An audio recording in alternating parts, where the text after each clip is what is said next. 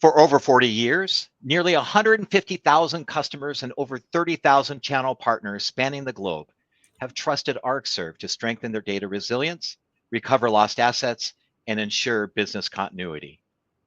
With a unified approach to data protection and recovery, world-class technical support, and the lowest total cost of ownership, Arcserve helps businesses defend and, most importantly, recover their data from any situation. Hello, everyone, and welcome again to our Beyond the Arc. My name is Sean Massey, and I'm the America's VP of Sales for Arcserve. I very much appreciate you attending our segment of Beyond the Arc. And today we're talking about some insights regarding a data resilience report that we commissioned. This talk won't be any type of sales pitch, but rather be a discussion on industry trends and its effect on our partners and customers. Today, I have as my guest, Michael Lin. Michael is the Chief Product Officer for Arcserve. Michael, it is terrific to have you here today. Welcome. Hey, Sean. Great to be here, and thanks so much for the invite. Oh, fantastic, fantastic. So Michael, today we're talking about really this survey that we commissioned. And just real quick, I'll go ahead and kind of jump down. What we did is we surveyed 150 data security leaders, and basically it was kind of split evenly between SMB and mid-market.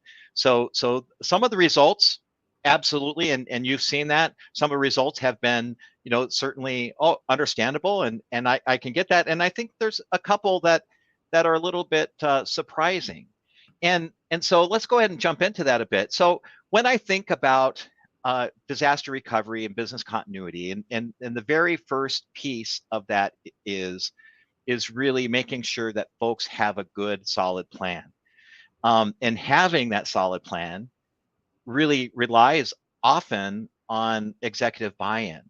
And what we found through the survey is 25% of the respondents said that they weren't exactly quite sure exactly whether they had executive buy-in for DR purposes or not. And I think that certainly is that's a big risk and a big liability, certainly for that customer. Now, as a product leader of a data protection, data resilience company, Michael, when we think about that, how important, in your view, how important is it to have executive buy-in? Yeah, I mean, I think that, first of all, I think it was great for me I've been here at Arcserve now for about 3 months, and it's great to be here. And, I think one of the key things as a product leader, right, and as someone that's coming new into an organization is figuring out, what are the things that our customers really care about? What are the best ways that we can drive insights into the market and really understand what our customers need and how we can help solve those problems? So that was why I was very excited about this report that we just published. And I think it's a great tool for customers and for us to really, focus in on where the market is today, which is always the most important thing from a product perspective.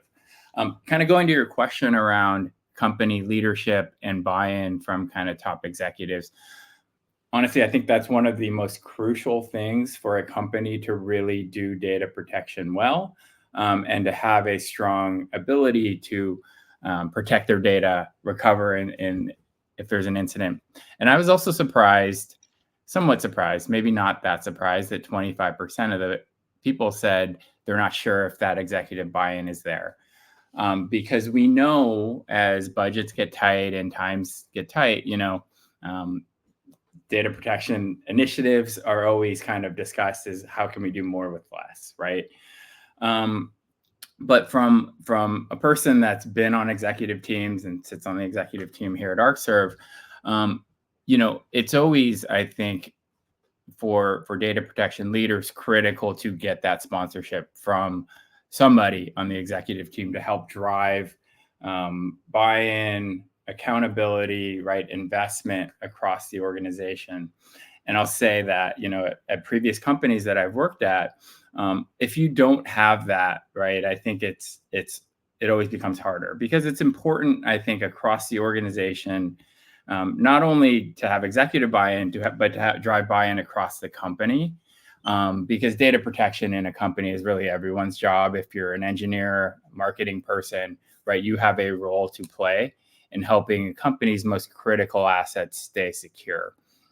So, I think as part of that, and I will say, if an incident happens to a company or they're under attack from something, that number changes very, very rapidly.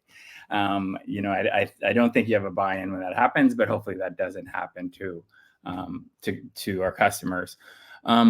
So I do think driving and trying to get that executive buy-in, if you're a data protection leader, is critical. I think helping espouse the importance of protecting your data and your assets is critical, and then driving that through the company are all things that we need to do to be successful here. I mean, most definitely, and I think I might have said this story at least in some way, shape, form, or fashion in a previous Beyond the Arc, but there is a story, and it's a true story, and I'll give you the Reader's Digest version of what I call the ode to the well-intentioned IT manager. And so the well-intentioned IT manager is trying to do everything that they can to make decisions that are in line, what they think is in line with the company's budget and vision. And sometimes that IT manager then will inadvertently, in the name of being a company person, will inadvertently put the data at risk. And the quick story that I have was an individual who I was friends with, and he managed the data center. He was the director of IT for this organization. They had a SAN that was out of warranty, and they had the controller went out. And so it just brought the organization down to its knees. And it took them 10 days to get a new controller in. It brought it back up. But when they did the postmortem, and the postmortem he did in front of the executive team, he's kind of talking about, well, we need to keep everything under warranty, because that would have helped us get a new part quicker. And then kind of like as a thing flitted through his brain, and he said, oh, you know what? This particular SAN, we could add a second controller in, so it'd be active, and if the controller fails, then it would still stay up. One of the VPs very astutely said, well, why didn't you purchase that from the very beginning? And the IT director said, well, we didn't have the budget, which then they responded, you never let us know what the risk is. Right. And that's really kind of scary, because sometimes they might not have the support because they don't know that they might not have their investment into the buy-in into the DR or data resilience, because they don't know. But then sometimes they might do it because they're actually being kind of pushed out by somebody who's trying to do what they think is right. And then when you look at, also in this survey results, you think 80% of the respondents said that their organization was hit by a ransomware attack at least once, right? That's pretty scary, when you say that. And shoot, probably, I mean, we don't know this necessarily from the data, but my guess is 80% that got hit, probably they have executive leadership buy-in at this point, because the other 20-25% or whatever, once you feel pain, I think you end up just to dovetail off of one of the things that you said.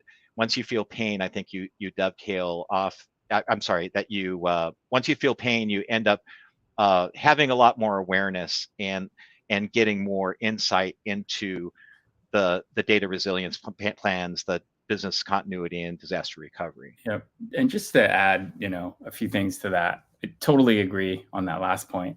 But I think from an IT director position, especially in the small business, mid-market, it is kind of, in a lot of ways, based off your story, it is their responsibility to help kind of drive that awareness and build those business cases into investments that they think are critical and really make the case. But I really empathize with the IT directors or IT people in small to mid-sized companies, because, you are running from fire to fire, right? I was talking to our IT director today, and he's just like, sorry, I meant to get to this, but I've been just back to back dealing with kind of different issues all day. And I think that's really typical of this role. And the challenge that they have is you're dealing with 100 different things every day, and this is one of them. So, again, trying to raise the importance and the criticality, because to your point, everyone is at threat from a ransomware attack today. And if you are hit with a ransomware attack, the impacts on your business are going to be crippling, right? Whether it's, hey, we've locked your data, that essentially means if you're a healthcare provider, like you are down, right? If you're a SaaS provider, you're also down. If you don't have access to data, you can't, probably can't bill your customers, your platform's probably not working, right? All of those issues are happening. And they say today it's not if you'll get hit with a ransomware attack, it's kind of when that will happen. And I think we've seen that, especially down to the smaller and mid-sized businesses, because they're somewhat easier targets for really these criminal, organized crime syndicates that are running ransomware as a service and as a business model. I mean, no doubt, and not just when, but how many times will you, right? Because just because you might have experienced it once, these are nefarious individuals. It doesn't mean that they wouldn't share. Hey, I just compromised this one. They share with their friends to be able to do that. Then when you take it the next step further, you're coming from the survey, 31% of our respondents said they were not confident that they could, in their ability to recover within 24 hours. And I know when we talk about the DR, disaster recovery, business continuity terms, and we've got certainly recovery point objective and recovery time objective, and then there's that maximum tolerable downtime. So just real briefly, I'm just gonna for the viewers here, just real quick, recovery time objective is an objective that says, hey, based on what we know, we believe we're going to be able to bring up in this amount of time, right? Recovery point objective is based on how much data can you stomach to lose. So what point can you go back to? But the maximum tolerable downtime is an area that I think is crucial that folks overlook sometimes. And what that means is that it says, listen, we're not talking objectives anymore. What we're saying is that if we are down for this amount of time, our company is at risk of just folding. Yeah. Right. And so some of that actually kind of dovetails into, all right, well, we've got this recovery time objective. The recovery time objective cannot be greater than the maximum tolerable downtime. Right. So we've got to make sure that we're testing. And testing is interesting because it's not just testing the backups, right? It's not just testing to make sure that, oh yeah, I can recover this file, but testing also means what do we need to do in order to bring the entire ecosystem up, right? We've had a ransomware attack, and we actually have a good backup, that we can recover from. How do we bring it up, and do we have confidence in being able to do that? And Sean, you've been in this space for a long time, and I know you've worked closely with a lot of customers, right? And what do you recommend to customers in terms of that testing and how to make sure that in the event of an incident that they're really kind of confident that they can come back up to hit those RTO and RPO objectives? Like, what do you recommend? Yeah, well, I recommend certainly having a weekly routine of making sure that the backup process itself is working, and that can be file and folder and everything else like that. And by the way, as I kind of walk through this, every organization may have different criteria on what they're going to be able to do. And then I think we need to make sure that we have the ability to spin up complete systems, right? So we're testing the systems to be able to come up. Then I would recommend, as often as you can, this might be once a quarter, this could be twice a year, this could be once a year, right? To make sure that you do really a complete DR test. So you're saying, listen, we have this catastrophic event, ransomware or this hurricane has taken out all of our systems. How soon, what can we do in order to bring those up? When you do that big DR test, you're going to uncover the very first couple times, maybe you might put a big F over that test, right? Yeah. You might fail.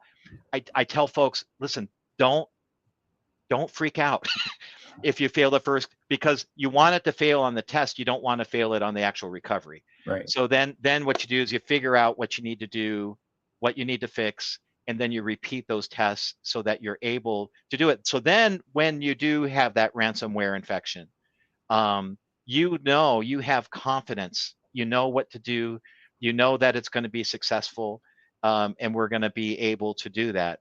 I just real briefly, I worked for a company that had a little hosting center, and I managed that hosting center. We hosted websites, emails, did a little co-location.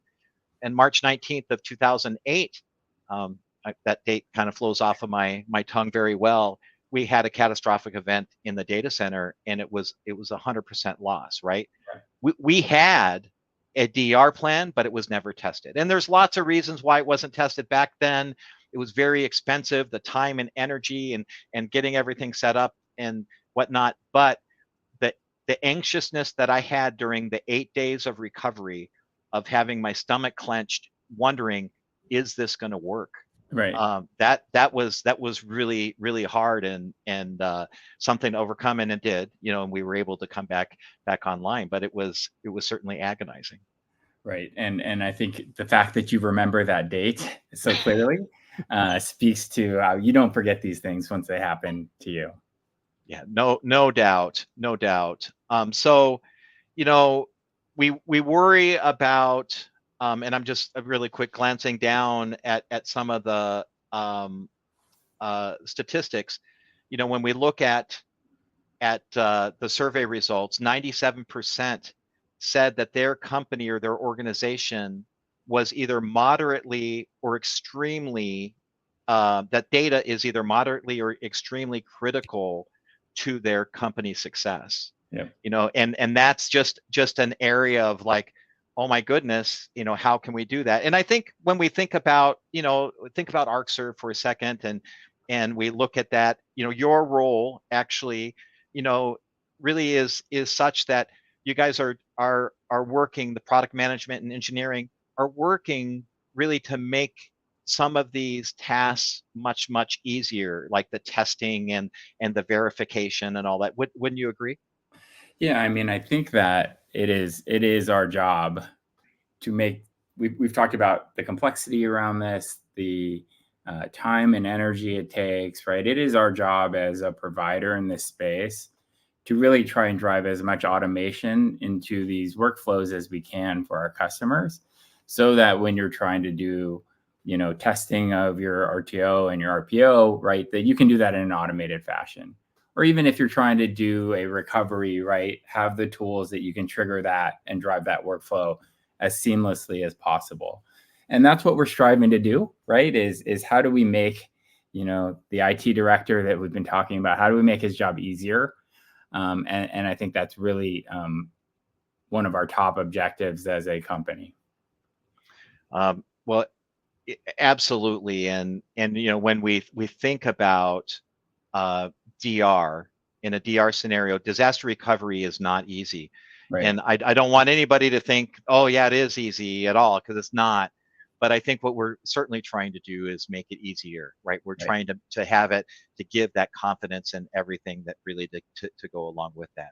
Yep.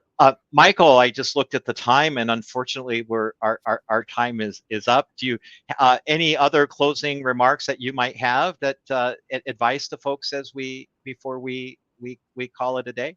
Well, I mean, I think it'll be interesting for folks to read the report that we have, that we've just published. I think it can help you internally, drive that awareness and make sure your company understands the importance of really protecting your data, because it is in many cases your company's most critical asset. So I'd encourage people to read the reports. Certainly if we can be helpful or help understand, we're always happy to do that as well.